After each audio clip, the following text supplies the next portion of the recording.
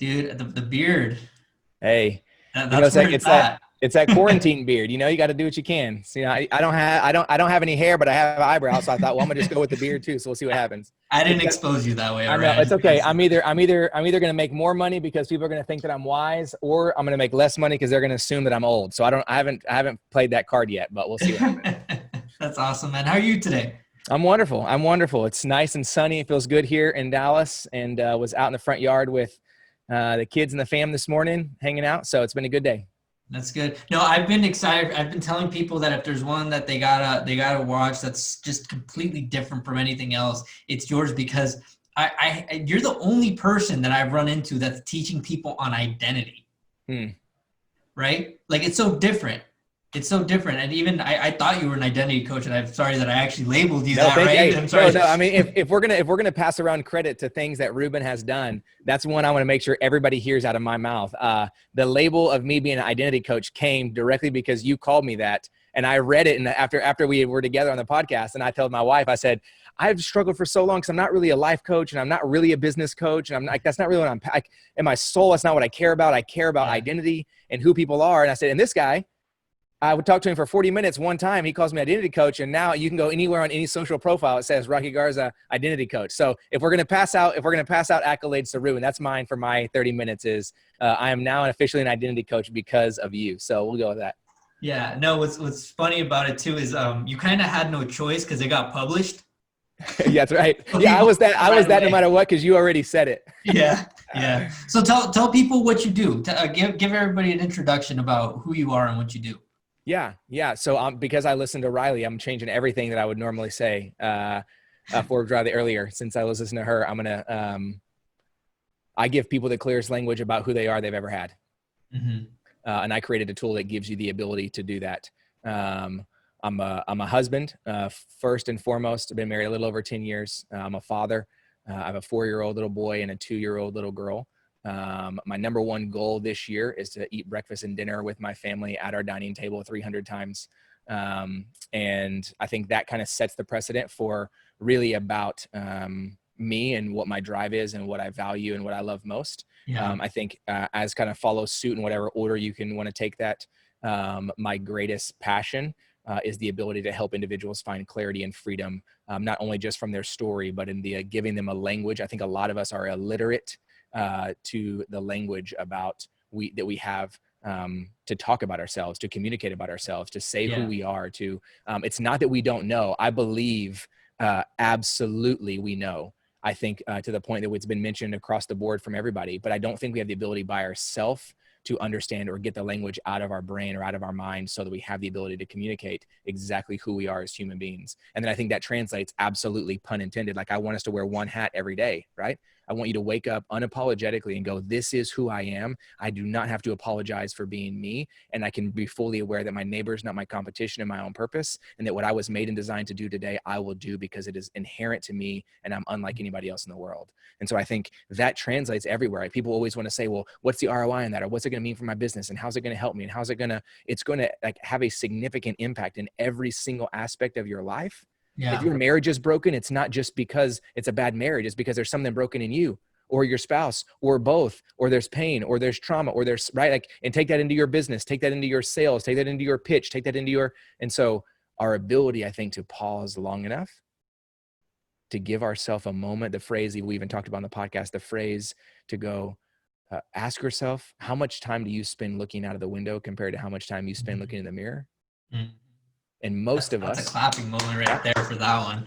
And I think like most of us, what happens is because we have what I refer to as doubt. That's the word I use, but we can use fear, obstacle, insecurity. There's a bunch of things we could say that kind of encompass what that means, right?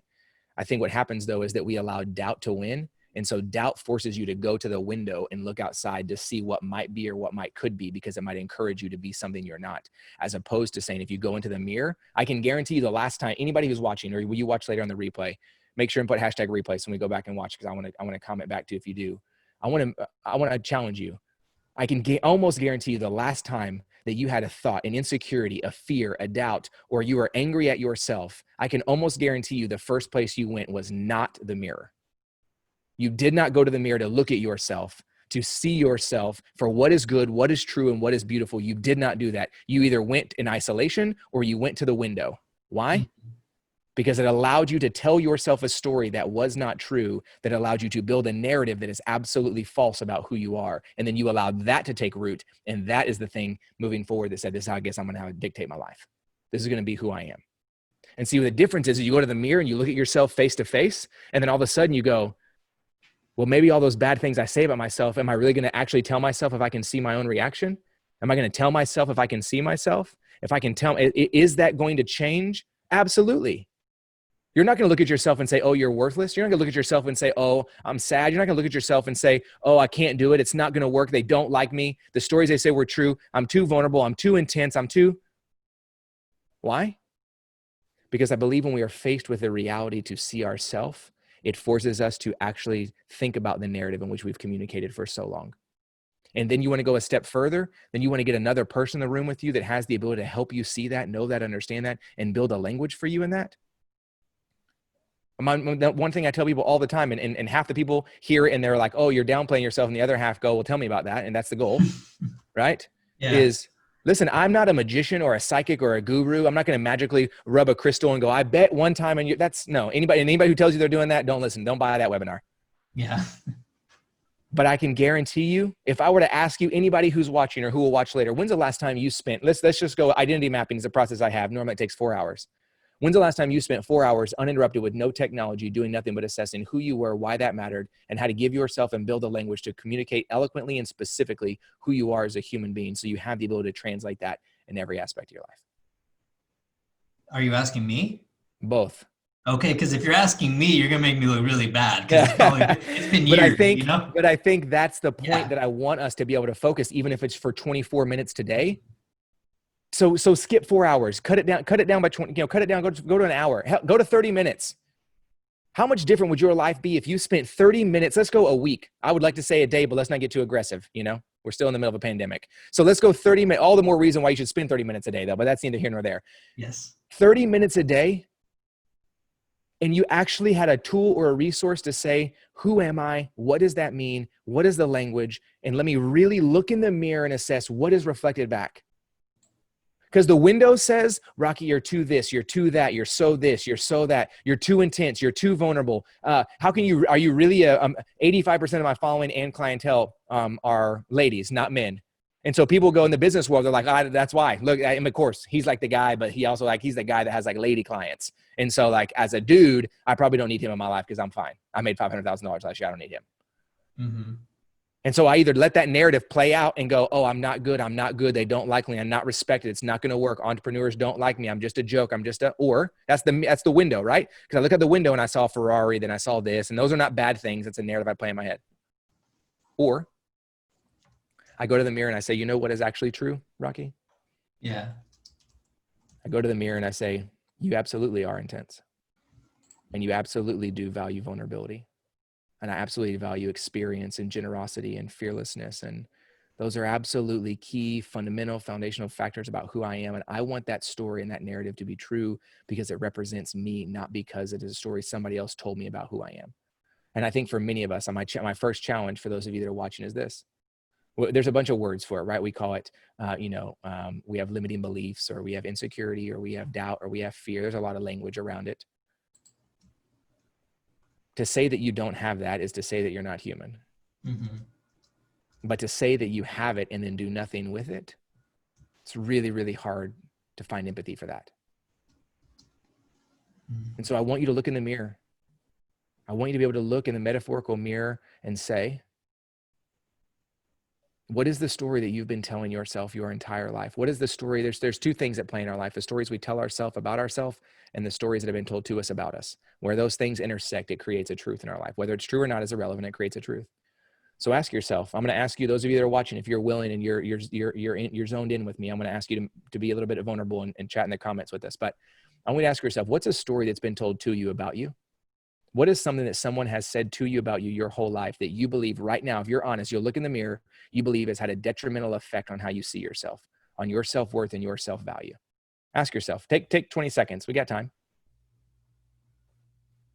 If you really thought about, for you, What is a story that someone has told you about you that you believe is limiting or causing a disruption in your ability to believe in yourself? What is that story? And a good way to think about it, a good way to think about that story is anything that someone says that you are too, T-O-O, or you are so, S-O. Any narrative in your brain that follows that line of thinking. So think about it. There's at least one of you who I know who's willing to put in the comments, and I'm going to use you as an example. And I don't mean that in a bad way. I mean, I'm just going to talk back to you for a second. I know I can't see your face, but there it is. Thank you, Tatiana. I'm not enough. So Tatiana, it's the story that has been told to you about you your whole life. Oh, there it is. Thanks, Melissa. I'm too intense. I'm too intense or intimidating as a female. Yeah. BS. How about this? How about this, Tatiana? How about in someone telling you, instead of saying you, I am not enough, how about here's what I want you to hear. Anytime anyone said that to you, here's what I want you to hear from their mouth. They are saying, I am scared and fearful because I think I see something in you that I have longed to have my whole life. And I am fearful that if you actually are awakened to the goodness, the trueness, and the beauty of who you are, you might in fact become something I was never able to. And so to protect myself, I'm going to tell you that you're not enough. When in fact, it has nothing to do with you and has everything to do with him. Because here's the deal. When you look in the mirror and we translate, now we go from the stories that were told to you about you to the story you tell yourself about yourself. The next time you go to the mirror, absolutely, I never want you to have to tell yourself I am not enough again. I want you to see what is good, true, and beautiful about you are, and I want you to change the narrative. Now, here's the second narrative. It's what you tell, stories you say to you about you, right? It's the stories we tell ourselves about ourselves. So stop telling yourself that you're not enough. I want you to change the narrative, and I want you to say, no, that is, I'm going to kill doubt. The doubt says I'm not enough. Put it to death, look it in the face, uproot it, throw it in the trash. Now, here's where we can't end there, because then what happens is we end up with a garden that we have cultivated that has no fruit because we've planted nothing back. We've uprooted the weeds, right? That's called doubt. We've took it out. We looked it in the face. You dream too big. Insane. How about this? How about everybody else just doesn't dream big enough? I'm too intense. How about everybody else doesn't care as much as you care? How about instead of intense, we say generosity? How about instead of intense, we say caring? How about instead of intense, we say, I have a deep-seated belief. I refer to that as conviction. I'm on a mission to take the word conviction back because I think it's been used and abused in the wrong way. Conviction I define as a deep-seated belief you are unwilling to waver from. And so, Tatiana, I want you, instead of saying I'm not enough, that's the doubt. I want you to put the doubt to death, and I want you to build conviction. Conviction says that I have everything that I need to do the things I was made and designed to do because no one can take that away from me. And see, that's called conviction. Now you plant that. You go back to the garden and you plant that. You cultivate that. You go back and you say, put to death who I was and what has been said about me, and build in conviction what I know to be true. And that is this. There's two statements, Todd. Look at that. And I know, thank you for commenting, Tatiana. Keep with me for a second. There's two statements I think every human being has to be able to say at the same time in the same breath if we want to follow any semblance of connection, opportunity, and freedom. Stay with me. If you have a notepad, I want you to write this down. Statement number one is this, and this is for everybody, from me to Ruben to Forbes to Melissa to Bobby to myself to my son to all of us. This is not a Rocky has the answer, so write it down because he's figured it out. This is a Rocky reminds himself every day statement. Statement number one is this, that I'm wildly unique and extraordinary and there's no one in the world like me. I'm not saying that to blow smoke up your ass. I'm not saying that to make you feel good. I'm not saying that to try to go, oh, that guy's so nice. No, listen to me. Identical twins shouldn't be called identical. They should be called similar twins. It's impossible. It's impossible for there to be anyone in the world exactly like you. Write that down.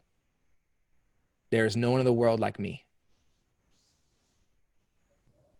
Now, that can't live by itself, because I can tell you when that statement lives by itself, you become narcissistic, you become an asshole, and you become manipulative because you're scared, you're worried, and you're really good at disclosure, but you're really bad at vulnerability because you want to prove that your performance is the thing that's going to make you valuable. That statement can't live by itself. It's half the beauty, but it can't live by itself. I lived a long portion of my life that way. I'm telling you, it doesn't work. But so what can we marry that with? Where can we create a tension between that statement and another statement to create some sort of traction? The second statement is this, that I am 100% regular, meaning that I am equally valuable to every other human being on earth. That I'm wildly unique and extraordinary and there's no one in the world like me. That's statement number one. And statement number two is this, that I am equally valuable to every other person on earth. That I'm equally valuable to every other person on earth. Now, here's what happens when we hold tension between these two statements. It allows me the freedom to stand unapologetically in me. We talked about it when we very first started, to be able to say there's no one in the world like me. I can be unapologetic about me. I don't have to compare myself to anybody else. I don't have to be worried about looking out the window and worried how green the grass is in my neighbor's yard. It's not my grass. And if my grass is not as green as his, it's probably because I didn't water and I didn't tend my garden, because I've been spending my whole life trying to conquer something to make me feel elevated, as opposed to cultivating something that's going to allow me a harbor and oasis to sit and thrive. Me, you, him, them, it's human. But our humanity cannot be an excuse for our inability to reconcile what is true today, and then gives us the ability to make a significant impact on what we are going to do tomorrow. And so my challenge for you is to be able to say, I want you to be able to stand unapologetically in who you are. I want you to know, and if you don't have a language for that, I'll help you with that. If it's not me, I'll connect you with somebody else. I may not be the guy for you. Somebody's out there. But the second part of this is we have to realize that we are equally valuable to every other person on earth. And that equality should allow us to go, my equality gives me the ability to not be so concerned with comparison. My equality should give me the confidence and the conviction to go, because of my uniqueness, that's going to allow me to stand arm in arm with my neighbor. There's a phrase somebody told me a long time ago, and I wish I could remember who said it to me, and it stuck with me forever. When it comes to our ability to not only be us, but then go, how do we support those around us? And today is a beautiful day to think about how you can support somebody around you, specifically somebody who doesn't look like you. What does that mean? It means this is the phrase I was told. It said, I've never seen a candle go out trying to light another candle. I've only seen the room get brighter. Mm-hmm. Yeah. And so many of us walk around with a candle in our hand like it's our first birthday, with a small cupcake and one candle with 30-mile-an-hour winds. And we're so afraid if we use our light, our ability, our uniqueness. When I refer to your candle, I'm referring to your uniqueness, our gifts, our skills, our strengths, our convictions, the deep-rooted foundations that make us us. And we hold those so close and so tight-fisted that we don't give ourselves the ability to open our hand enough and use our candle to light another candle, because we live in a space that says they're going to steal it, they're going to take it, and then what's going to happen to me? And I am here to challenge you and encourage you to say there is so much freedom when we give ourselves the opportunity to say, can I use my light to in fact make yours brighter? And if so, how bright would the room be? And I think that translates to our identity. I think that translates to our family. I think that translates to race. I think that translates to business. I think that translates to, but it requires an acknowledgement and equality both, not one or the other. Mm-hmm. You cannot be the hero and you cannot be the martyr. I do not believe any of us were designed to be either one of those by themselves. But I do absolutely believe that you are designed to be human. And so for your ability to stand unapologetically in your humanity should give you the ability to create significance, not only in your life, but the ability to build somebody else up. Mm-hmm.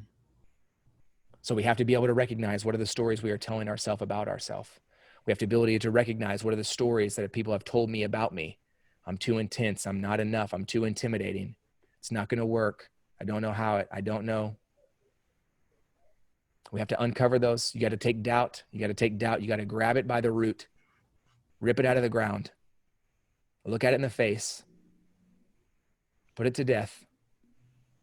Identify what is the deep conviction about who you are. How are you going to build that conviction so that you have a foundation to stand on that is unwavering, that will never be taken from you? You got me fired up, Ruben. I don't even know how we got there, but that's where we landed. So, oh man, you see, if you see on the side, everybody knows exactly what you just dropped right now. Everybody knows that there was a lot in that, and there is just so much knowledge in what you do. There's so much like energy and creativeness in what you speak. Now, I have a question for you, and then we're going to talk about something else. But the first question is, why do you think so many of your clients are women versus men? Because I think there are three fundamental, well, let me start with this. That's because I think women are badass and they have the ability to see the world in the way that men do not, because in the midst of their oppression for a long time, it forced them to see what was good, true, and necessary. And they are now fighting for that as opposed to fighting for being seen and known for being popular. See, when you're a people who doesn't have majority, when you're a people or a group or a segment or whoever it is who has naturally faced an oppression, you will Yeah. find a way to come back out and get what is not only good, but to get what is necessary and required. And by default, I'm not, listen, if you're a dude and you heard that and you're like, oh, here he goes, not just calm down. Okay. I'm a dude. I'm with you. Okay. I'm talking about myself. Yeah. Right. I've had a really unique privilege to live my whole life as with a Hispanic name, with majority African-American friends, and with the privilege of being a white male all at the same time. It's a very confusing life for me Yes. sometimes. I bet. And I'd say all that because I think the reason majority of my clients are women, one is because they are keenly aware and they have the ability to not only empathize with others, but with themselves. Secondly, I think the reason men have not yet crested the hill to work with me consistently is because there's 3 lies that I think most men believe. And until they are said and reconciled enough, I think that they are going to continue to wreak havoc in our world. So here's those 3 lies I think men believe. Lie number 1, I think men believe that their value is solely based on their performance. That the only way that their human nature has worth and value is if they have the ability to perform and somebody else can recognize their performance. That's why men I'm making gross generalizations, right? So this is not you. Men tend to love business. They love money, and they love the ability to talk about their success in analytical and numbers forms because no one can take that away from them. But most men don't necessarily know how to communicate the value or to quantify the beauty or the depth of their marriage or them as a father or in a relationship or with their partner because they don't know how to give numbers and analytics to their ability of depth as it relates to relationship. And so it feels as though, is that actually as valuable if no one's going to recognize that it's valuable? Mm-hmm. And so we believe the lie, right? We Mm-hmm. believe the lie that says my value is solely based on my performance. I'm a performer. I'm an achiever. I got to know business. Been self-employed 10 years. If you think I'm not an achiever, then you don't know anything about entrepreneurship because there's no way you can stay self-employed for 10 years if you're not willing to get some things done, right? I woke up this morning, went outside, I watered the grass, and I washed my driveway off again. I only had about 3 pieces of dirt on it. Why? Because I wanted to check my list and go, did it? When the kids and the wife come outside with the coffee, I'm gonna be like, babe, look at the driveway. It's nice and clean. Check me out, right? I'm in the game. Yeah. But that can't be the driving. If that's the driving factor, that's a lie that I believe. It's gonna rob me of all the beauty in my life. Lie number 2 is this: that men have been lied to and told that it is their job to conquer and not cultivate. They have been told, shown, seen through word, deed, and action that it is their job to go out and to be the king of the hill and to conquer anything that gets in their way to prove, now we're linking back to 1, their value. When in fact, I believe if more than any person on earth, it is the men's job to cultivate, to daily go to your garden. 1, identify where it is. 2, identify what is there, what is yours. And typically it is much smaller than the lot you live on, if you metaphorically. Go to the garden, tend the soil, pull the weeds, kill the doubt, build a conviction, watch the fruit grow. And when it does, use that as a means for growing and building. You may end up with a 100,000 acre farm, beautiful, but you're going to start with half an acre. You don't plant 100,000 acres at one time and the first time you plant something. That's ludicrous. Mm-hmm. So go to your garden and cultivate and stop trying to conquer the world.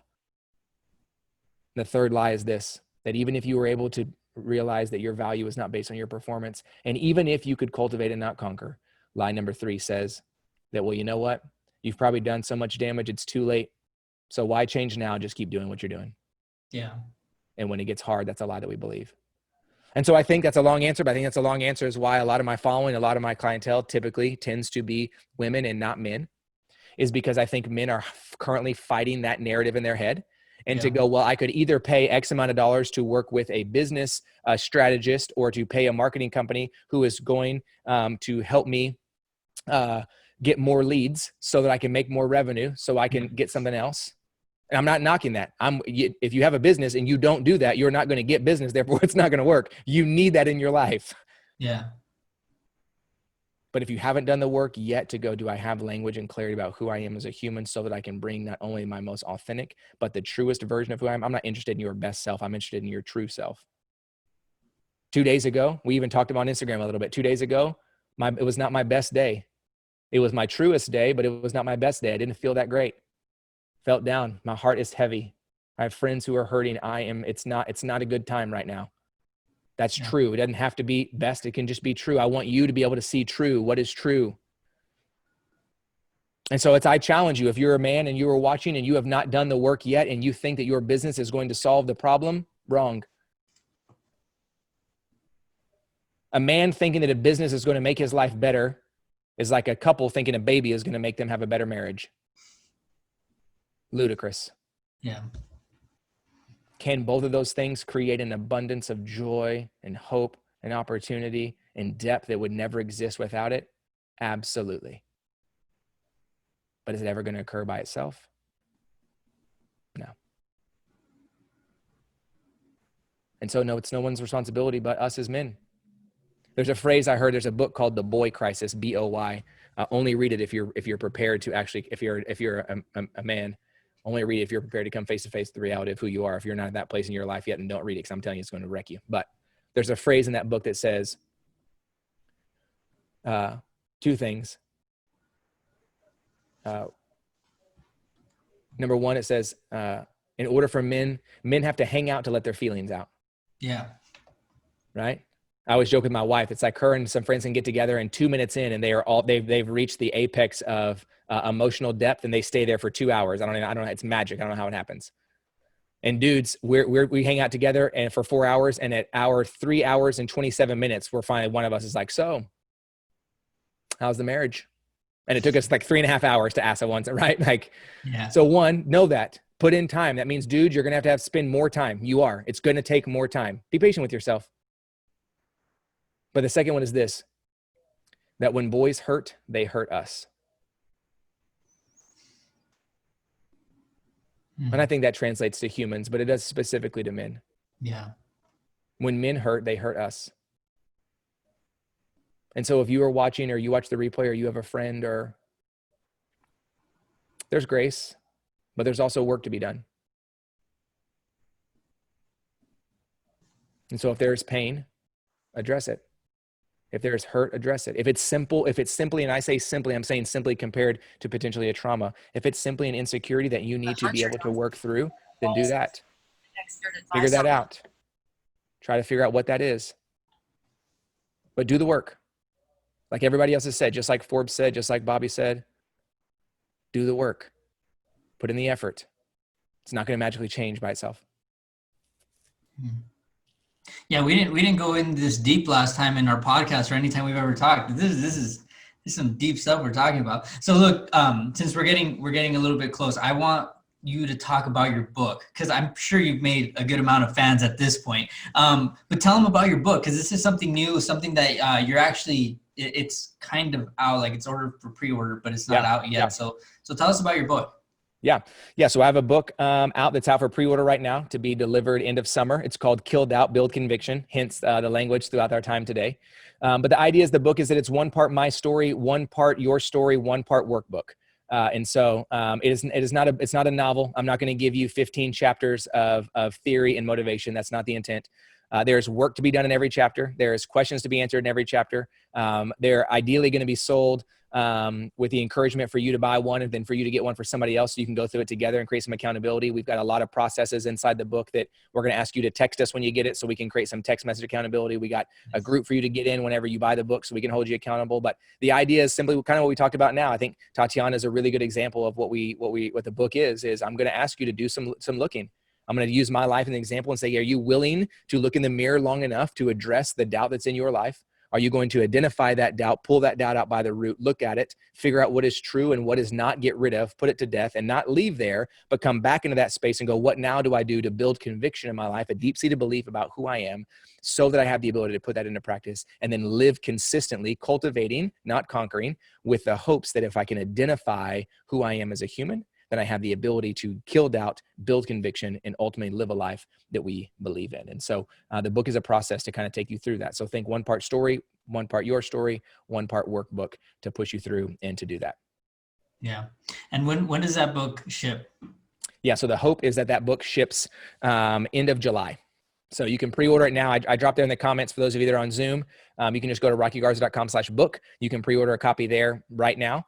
And then obviously got coaching you can check out as well. And then just something for you being here and joining and watching this for us. If you text that phone number that's listed there, for those of you that are watching on Facebook or watch the replay, that phone number is 469-649-8441. If you'll text that phone number, it's a real phone number, and say, I want to join, there'll be a little form for you to fill out that allows me to like actually send you a text message without being creepy. Fill that out for us, and you'll get a link there.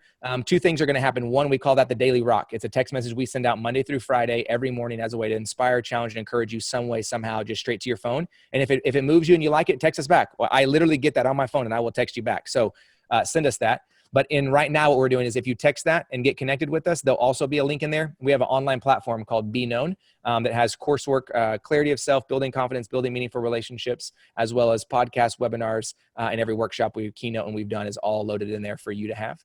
And you get that 30 days for free. And so all you got to do is just say, I want to join, text us, and then we'll get you hooked up and get you set up in there. Awesome. And then you mentioned it as well. You actually just started your podcast too. I did. In case people want to just hear more about what you're talking about, just the way your mind works. What is the name of your podcast? Yeah. So the podcast is called Killed Out, Build Conviction as well, just like the book. And so you can either search Killed Out, Build Conviction, or you can just search Rocky Garza.